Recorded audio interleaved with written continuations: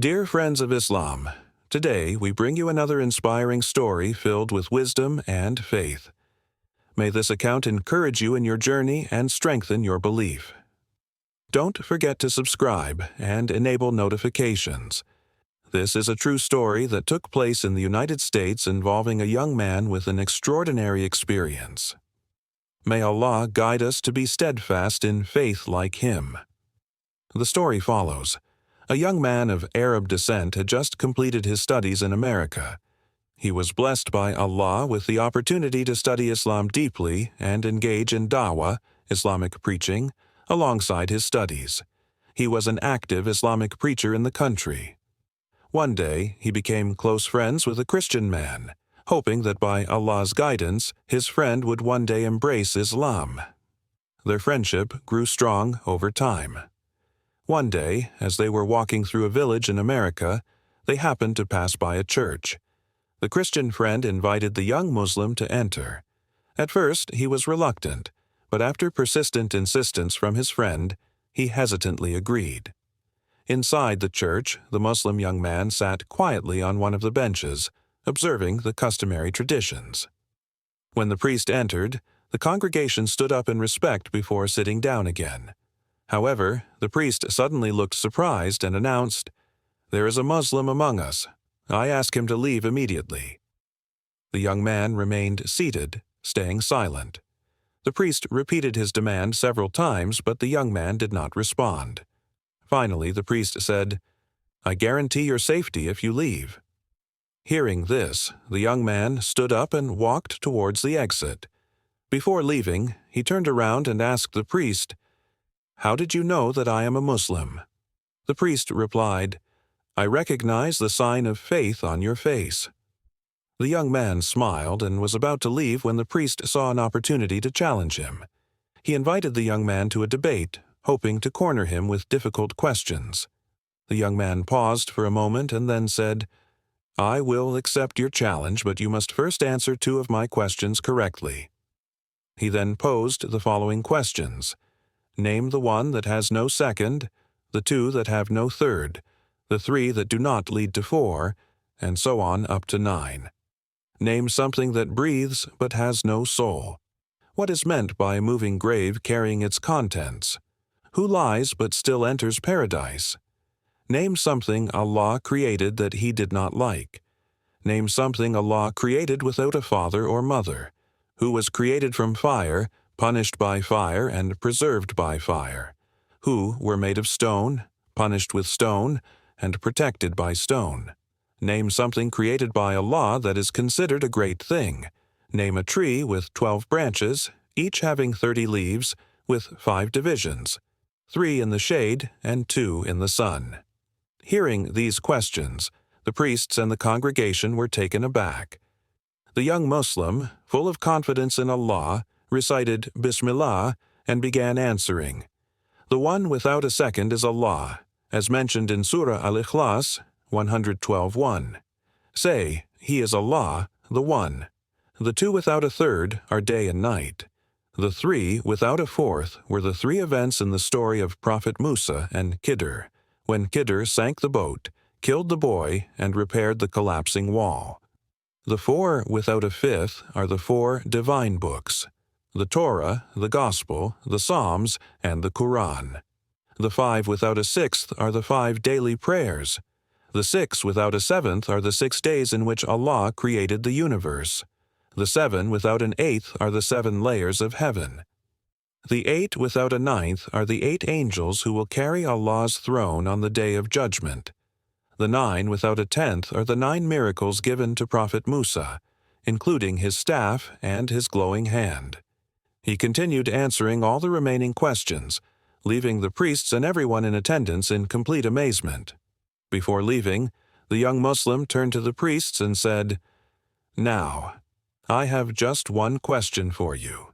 What is the key to paradise?" The priest fell silent. His face turned pale, his heart wavered, and his tongue was unable to respond. The congregation urged him to answer, reminding him that he had posed 22 questions to the young man, all of which were answered with clarity and wisdom. Yet now, when asked just one question, He could not respond.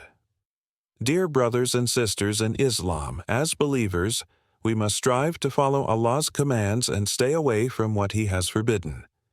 The journey of every convert to Islam is filled with trials and sacrifices, yet their stories inspire and strengthen our faith. One such inspiring story is that of Yusuf Estes, a former Protestant Christian pastor who embraced Islam.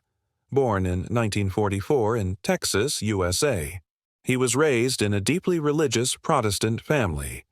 His family was involved in church activities, including religious music and piano sales.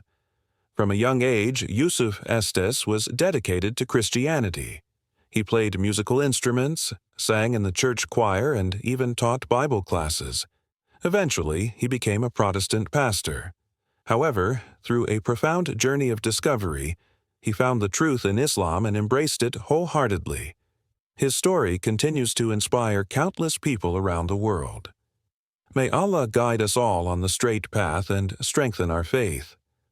Yusuf was initially active in spreading the gospel and had a strong desire to convert the Muslim man to Christianity. His perception of Islam was very negative. He viewed it as a foreign religion and believed that Muslims were idolaters. However, as they spent more time working together, Yusuf began engaging in discussions about religion.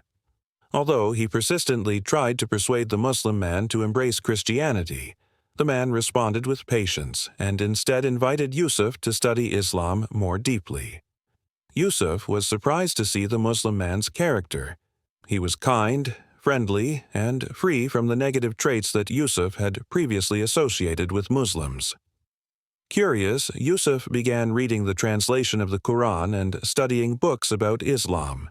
He explored its core teachings, including monotheism, prayer, fasting, charity, and the life of Prophet Muhammad, peace be upon him. Throughout this process, he discovered that Islam upholds strong moral values, many of which closely align with the teachings of the Bible, and in some aspects even surpass them, particularly in its pure concept of the oneness of God. What shocked Yusuf the most was when his father, a devout Christian, also became interested in learning about Islam. Gradually, his entire family came to believe that Islam was the true religion. Finally, in 1991, after months of discussions and soul-searching, Yusuf, his wife, his father, and even one of his closest friends embraced Islam. After converting, Yusuf felt a deep calling to share the teachings of Islam, especially among Western societies that often hold misconceptions about the faith. Today, Yusuf Estes is known as an international preacher who travels worldwide, delivering lectures about Islam. Another inspiring story is that of a former Methodist minister named Gerald. Born and raised in Kansas, USA, in a devout Christian family, Gerald studied Christian theology with the goal of serving his community as a pastor. However, during his journey as a clergyman, he began experiencing doubts about Christian doctrines, particularly the role of Jesus as God. These uncertainties led him to search for a deeper truth. Gerald's spiritual journey toward Islam began when he decided to study the religion as part of his academic research. During this process, he interacted with the Muslim community and was deeply impressed by their peaceful and disciplined way of life. As he studied the Quran and Islamic teachings, he realized that many of the values emphasized in Islam closely resembled the teachings of Jesus.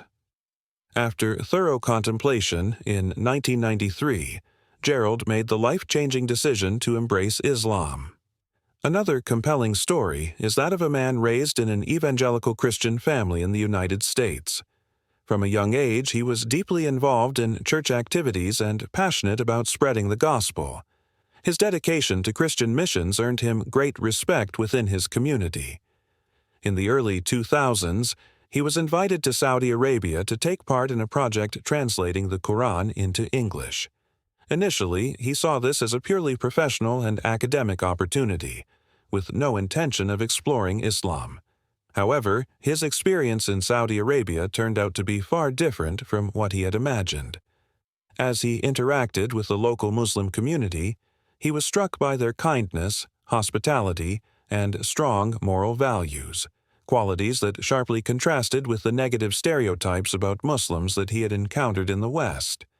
He also observed their deep devotion to faith, as they performed the 5 daily prayers with sincerity and maintained strong bonds of brotherhood. Beyond his interactions with Muslims, his task of translating the Quran required him to read and study the holy text in depth. The more he read, the more he found himself drawn to its powerful message. He was particularly captivated by Islam's concept of the absolute oneness of God, which was pure and uncomplicated, unlike the complex doctrine of the Trinity in Christianity. The Quran's teachings on justice, compassion, and human dignity resonated deeply with him, reinforcing his growing belief that Islam was the truth. His spiritual journey was not an instant transformation, but a long and profound process, filled with reflection, study, and a sincere search for truth. Over the years, he dedicated himself to learning about Islam and the Quran. As he delved deeper, his heart gradually opened to the truth he found in Islamic teachings. After much contemplation and inner struggle, Samuel ultimately realized that Islam was the right path for him. He made the life-changing decision to recite the Shahada, the Islamic declaration of faith. Embracing Islam brought a significant transformation in his life. He left his position as a pastor and dedicated himself to spreading the message of Islam, particularly among non-Muslims. Samuel openly shared his journey, aiming to help others understand the values he had discovered in his new faith. One such remarkable story is that of Father Idris, a former Catholic priest. Born and raised in England in a devout Roman Catholic environment, Idris lived a life deeply rooted in religious service. As a priest, he guided his congregation, delivered sermons, and devoted himself to the spiritual needs of his community. Despite his outwardly meaningful role, Idris felt an inner restlessness that was difficult to explain. There was an emptiness within him that could not be filled, even after years of devotion to Catholic religious life. He found himself questioning fundamental aspects of Catholic theology, particularly the concept of the Trinity and the true purpose of human existence. These doubts left him searching for a simpler and clearer understanding of faith. Struggling with these uncertainties, Idris made the difficult decision to leave his position as a priest. It was not an easy choice, considering his long-standing role in the church and the life he had built. Seeking clarity, he traveled to different places, and one of his most impactful journeys was to Egypt. In Egypt, Idris encountered the Muslim community for the first time in a meaningful way. Initially, he had no particular interest in Islam, but the peaceful and simple way of life he observed among Muslims began to change his perspective. He noticed that Islam was not just a religion, but a complete way of life that guided all aspects of a person's existence. As he continued his search, Idris began studying Islam more seriously. He found that the teachings of the Quran answered many of the questions that had troubled him for years. Over time, he grew convinced that Islam was the path he had been seeking. He eventually embraced Islam and dedicated himself to sharing his newfound faith with others. He began delivering lectures, writing articles, and speaking at international forums to convey the true message of Islam. His mission was to highlight how Islam fosters a harmonious relationship between humans and God, as well as between fellow human beings, and how the teachings of the Prophet Muhammad served as a guiding example for all. Another former Christian leader whose story gained significant attention is Father Quran and Hadith, a Catholic priest from the United States. Quran and Hadith's journey to Islam became widely discussed after he publicly announced his conversion. On his personal blog, he revealed that his interest in Islam had existed for decades, but had only recently led him to take the final step. Originally from California, Quran and Hadith studied as a monk at the Holy Resurrection Monastery in Michigan. In 2007, he converted from the Russian Orthodox Church to the Eastern Catholic Church. Despite his dedication to Christianity, he felt drawn to the teachings of Islam on multiple levels. In his writings, he described his conversion as a long and deeply personal process. He explained that his growing belief in the Quran helped him realize that humans worship only one God and submit to him even before they are born. He quoted Surah Al-A'raf 7:172, where Allah reminds humanity of their testimony to His Lordship before their earthly existence. Before embracing Islam, Hari and Hegi was highly respected in Christian circles for his piety and kindness. However, the more he studied Christian theology, the more he found his heart inclining toward Islamic teachings. He eventually reached the conclusion that Islam was the true path to God. Following his conversion, Hari and Hegi changed his name and fully embraced his new identity as a Muslim. His decision to become a Muslim was not only a spiritual transformation, but also a significant change in his life's direction. News of Hari and Hegi's conversion quickly spread on social media, attracting the attention of both Muslims and non-Muslims worldwide. He received an overwhelming amount of support from Muslims in various countries, who welcomed him with warmth and kindness. Hari and Hegi himself expressed amazement at the hospitality and brotherhood he experienced within the Muslim community, stating that he had never encountered such warmth before in his life. He said that although the future felt like a leap into the darkness of uncertainty, his heart was now filled with peace, joy, and relief. Now I try to deepen this belief, to love the Deen, the religion of love for the people and for the Prophet, he added. The last story is about Yusuf Islam, formerly known as Cat Stevens. He was born on July 21, 1948, in London, England, into a Greek Catholic family. From a young age, he showed a keen interest in music, and at the age of 15, he began writing songs and playing the guitar. He achieved great popularity in the 1960s and 1970s as a singer and songwriter.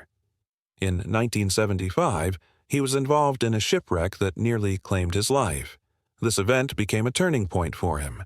After surviving the accident, he began to reflect on his life and search for answers to the existential questions that had been troubling him. His search led him to his brother, who gave him a copy of the Quran. Although he initially had no knowledge of Islam, he became interested in learning more about it. Through this process, Yusuf Islam found a peace he had never known before. He felt that Islam was the truth he had been searching for. In 1977, he decided to embrace Islam and recite the 2 sentences of the Shahada. After his conversion, Yusuf Islam became actively involved in various social and dawah activities. He founded several Islamic educational institutions and dedicated his time to giving lectures and spreading awareness about Islam, particularly to Western societies which often have misconceptions about the religion. Recently, surprising news came from the United States regarding 3 churches being converted into mosques. The Indonesian Muslim community took steps to acquire a church in Silver Spring, Maryland, and converted it into a mosque. This, however, is not a new phenomenon in America. Previously, Muslim communities from East African countries did something similar.